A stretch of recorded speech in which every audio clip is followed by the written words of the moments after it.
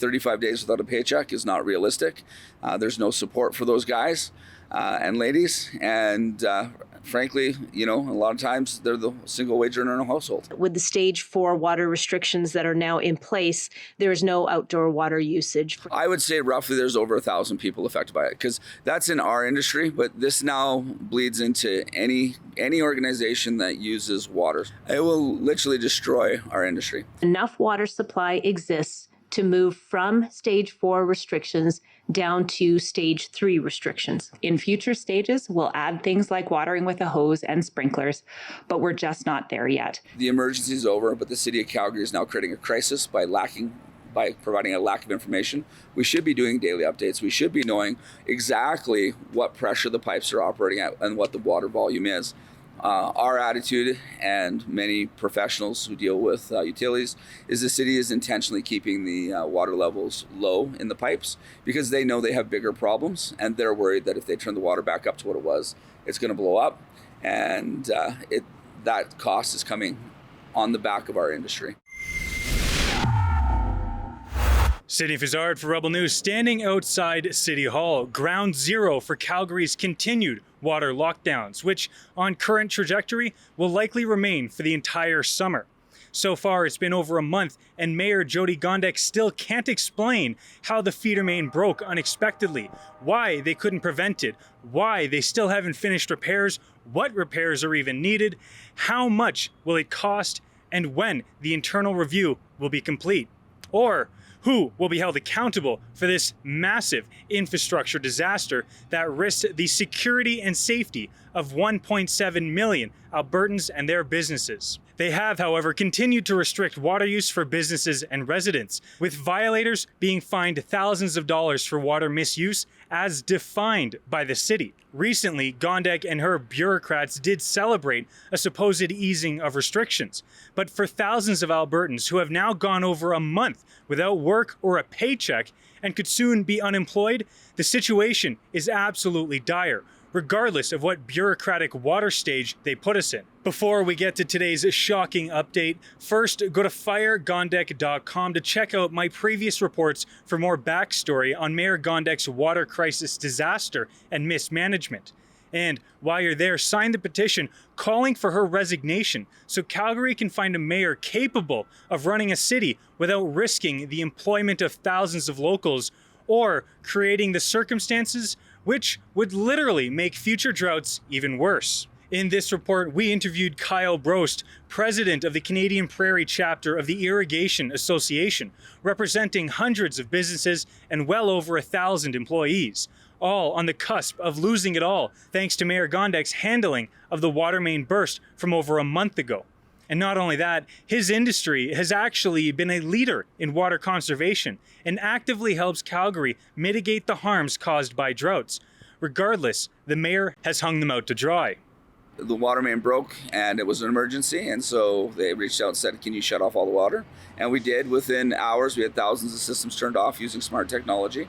And we're like, okay, 2 weeks, we can stomach it. This is unfortunate. And then the additional breaks were found, or issues were found, and then they said we'll go back into stabilization. And so essentially when they went into stabilization is not stabilization. Stabilization is absolute reduction of water flow and using staged restrictions, and those staged restrictions have absolutely shut us off from any chance or hope of getting out there to get our employees back into the field to work. It's been over 35 days that our organization answered the call to the city.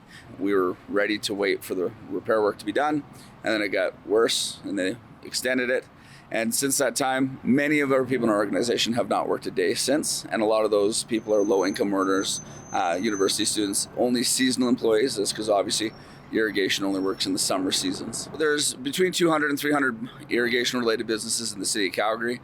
Many of those businesses have between 1 and 5 people, and then there's others that have 5 to 50 people. And so many of those companies have been shut down completely. There is some companies that do construction, so they're doing some work still a little bit. But until today's update, they haven't been able to turn on water or anything to that effect. So for the most part, I'd say that 80% of our industry has been shuttered. We did some quick math. early on in the process, probably week 3, and it was about $40 million worth of lost revenue to the industry. For us as business owners, it's not the revenue, it's the employees. Ultimately, 35 days without a paycheck is not realistic. There's no support for those guys and ladies, and frankly, a lot of times they're the single wage earner in a household. I would say roughly there's over 1,000 people affected by it, because that's in our industry, but this now bleeds into any organization that uses water. So for example, even window washers who use water-fed poles to clean windows, they can't do their work. Landscapers, that's a big industry that's affected. I've heard from landscapers that people are canceling their cutting contracts and canceling their maintenance contracts, because if you can't water the plant's not going to grow. There's been projects that have been canceled. I know through the Irrigation Association, there's companies that have seen $20,000 to $50,000 worth of projects canceled because there's no site that they're going to have a chance to water this year. We start generally May 1st, weather dependent, and then we go until the middle of October. Usually Thanksgiving long weekend. By that time, we can't guarantee the weather's going to be nice enough to keep things warm and not freeze. This year's particularly bad. In April, we started out with a big concern of drought. Then we got a ton of water in May, and when we got water in May, didn't exactly get out in the field to do work. We got pushed into June, and then the main break happened. So normally when the main break would happen, we would have had about 6 weeks worth of work done. But I'd say on average, we probably had 3.5 to 4.5 weeks of work actually done to that point. Even though you guys are able to pull forward some of the work that's related in installing some of these irrigation systems, you're not actually able to test them. So you can't actually even get paid from the contractors for this work. Yeah, so that was effective up to a couple hours ago on the city's latest update. They don't say it there. The city actually reached out to the Irrigation Association with a list of clarifications. And so there is the clarification that we will be able to test irrigation systems for construction projects. And they have a very clear definition of what a construction project is. So like adding a sprinkler zone to someone's house is not necessarily a construction project. Putting in a whole brand new irrigation system on a commercial property, that would be a project. The restrictions still kick in that depending if it's grass, seed, or sod, you can only water for 21 days or 45 days according to the bylaw. During the stage 4 restrictions, it was absolutely no watering for you guys. Same thing with stage 3 up until they made these corrections or these clarifications. But stage 3, stage 4 have basically been no water as they are. 100% no water. And the clarifications in stage 3 is related to construction only. So the reality is anyone who runs a service-based business cannot go and service irrigation because the water can't flow. Now homeowners, we've heard from homeowners in industry where they're tired of the restriction and they're just going to do what they're going to do.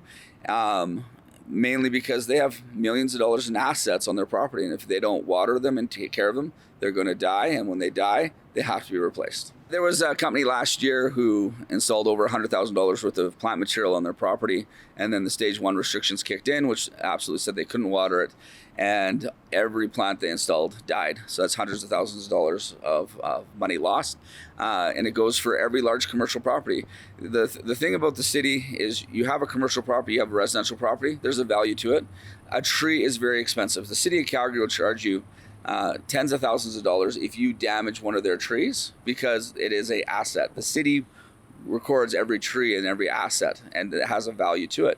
If you don't water it and you can't maintain it and care for it, you're increasing the chance of drought, disease, and stresses, and the asset could die. And if the asset doesn't die, it could be irreparably harmed, so it does not look nice anymore. And exactly when is this watering absolutely most needed? This watering is most needed in the high seasons, which is July and August. We design irrigation systems for weeks like this to deal with the high heat. On the shoulder seasons, call it May and September, we ramp down irrigation because you don't need as much irrigation because it's not as hot and the plants are not as drinking as much water. That leads me to my next point is if you guys stop watering these areas, the soil may actually become hydrophobic. And this actually might make a drought worse if a drought happens. That is definitely one of the problems of lack of irrigation or any water supply is eventually the ground becomes so dry that it takes a ton of water to get past its hydrophobic nature. But in most cases, the top layers dry up really completely, and any rainwater or irrigation that gets applied has a lot of runoff in the first stages of rewatering it. You guys have actually been in communication with the city working towards drought resilient plans, water saving plans, but it seems like they keep suddenly changing things on you guys? Unfortunately, that's the way it is with the city. It's a moving target. We all get together. We work on helping them craft some policy. The policy looks generally good, and then things get changed. In particular, in April, the province got together with all water purveyors and water license holders and said, hey, in the event of drought, we need to work together. And everyone came to the table and said, we will save 5 to 10% in water use. Unfortunately, within hours of that announcement, the city of Calgary did another press conference where they said they're going to be instituting mandatory water schedule windows. And that was supposed to go to council on June 18th to become law. And the feeder main break increased to be larger. So that didn't make it to council. It was canceled last minute. And the policy by which they're using time-based water restrictions, they simply do not work. They promote water waste, not water conservation. It comes down to the simple concept of use it or lose it. If you got 3 hours a week to water, you're going to use every hour, even though it's raining, because you don't know when you're going to be able to water again. And you can see these policies put in places like Okotoks or Airdrie, and you go around on days when people shouldn't be watering, and you will see them watering because of the use it or lose it mentality. That brings us into the next part of this, which is stage 2 and stage 1. And you've mentioned how this is actually when the scheduled watering restrictions will come into play, not just for businesses, but for residents as well. And that would also still severely limit your capacity to operate. 100%. Stage 2 water restrictions means an irrigated property can only have water for 1 hour on 1 day a week within a very defined window. That's stage 2. Stage 1, you can water for 2 hours in a defined window 1 day a week. Then that's not sufficient for any property of any size. The city did clarify to us today that we as service companies can't even service the irrigation system if there's leaks or damage or anything like that outside that time. So if we need to fix an irrigation system, we'd have to work between 10 p.m. and 4 a.m., which is actually very ludicrous. Recently, you did have a meeting with the city after you guys went public, and then I'm going to say as a consequence of you going public, they moved from stage 4 to stage 3 restrictions. But could you just tell us a little bit about what that conversation was with the city? Yeah, so essentially, I would agree with your assessment that our media coverage made the city act faster than they wanted to. Under the auspices of keeping people healthy and safe, they allowed water parks to open. We call it a disingenuous move because reality is the city of Calgary has lots of day programs with summer programs that require water because it's part of the program. They said it's for health and safety and high at-risk population. The reality is the at-risk population, be it senior citizens, they're not going to walk across the city to go to a water splash park. And the other at-risk category is the homeless, and there's lots of additional structures in place for that. They're not going to splash parks to cool off and cool down.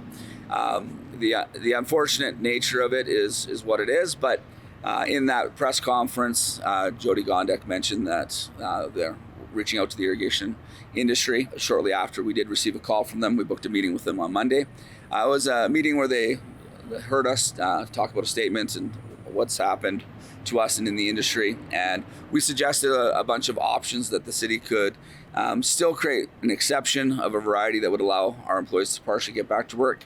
And they came back and said, well, we'll give you some clarifications. That was a great conversation.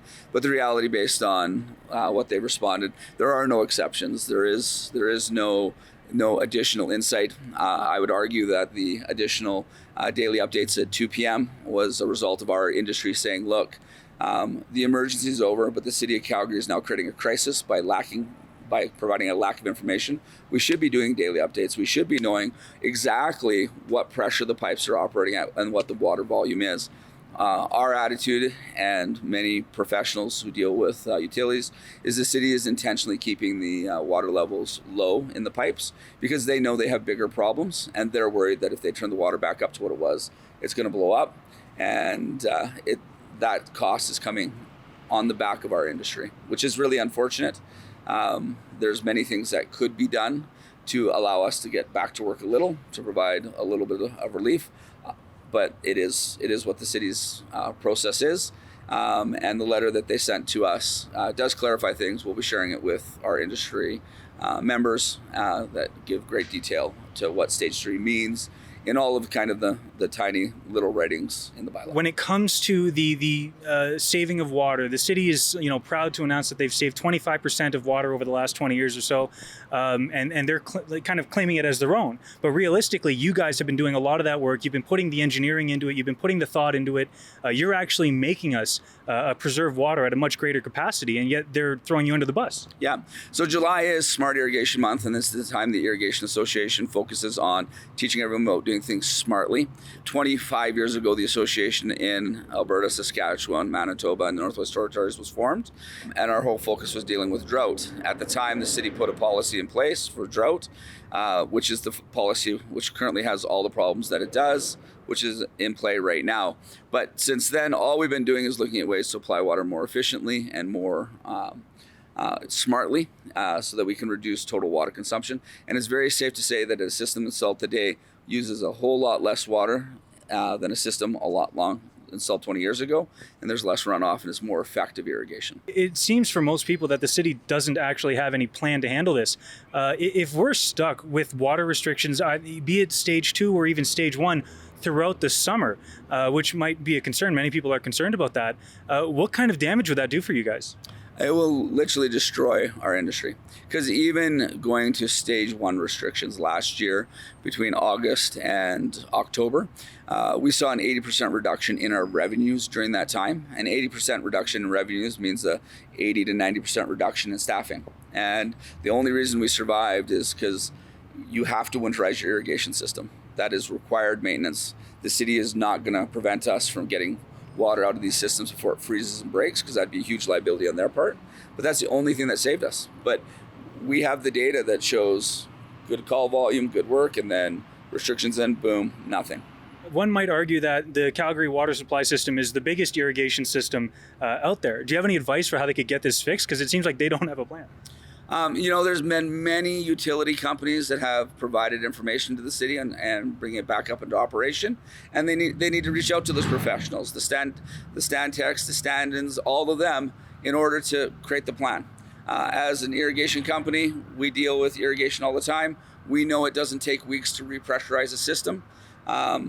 They just have to come up with the plan and share the plan. How is the province treating you guys? So the province hasn't dealt with us specifically. Ultimately, the province fundamentally deals with the water license holders, such as the city and irrigation districts and things like that. So they haven't dealt with us. We've sent all of our communication with regards to our displeasure and discontent with city policy off to Daniel Smith's office. We haven't heard anything, but specifically we haven't reached out to say, hey, help us. But I think we're getting into the stage now that the province needs to step in and help a very important industry. It may only be in the areas of Calgary, Airdrie, Chestermere, and Strathmore, but it's still a vital industry, and every job matters, especially when there's an 8% unemployment. Our employees who aren't working, it's not like they can go find another job. Their skill set is to go work for companies who have no work. The ask that would actually help you guys is to either completely lift the staged restrictions or completely lift the stage restrictions, or be open with their communications and tell us exactly what's going on. Yeah, if they're open with their communications and actually release a plan saying, this is what we have to do to get to here, this is what we have to do to get here, this is what we have to get here, then at least we can plan for it. But I have a feeling the city doesn't want to release that because they truly don't know what that is, because they're looking at things by the moment, and they don't want to say something that's going to ultimately come and backfire on them. But we need some direction, right? Even when they said they would give updates of what's going on, the update was it's hot. We're going to allow more private pools, more water's been used, but there was no update to what the plan is for actually, we're going to do this set of tests next in order to make it happen. The city of Calgary was very clear when they started off with their miscommunication at the start that they're going to communicate effectively, and they said stage 1 we're doing this, stage 2 this, stage 3, stage 4, and each one of those stages they blew up the picture and said, in this stage this means we're doing this, this, this, this. Well, the city of Calgary today said we've stabilized the system. That was stage 4. So really we're in stage 5. What is stage 5? Because you today said you've stabilized the system.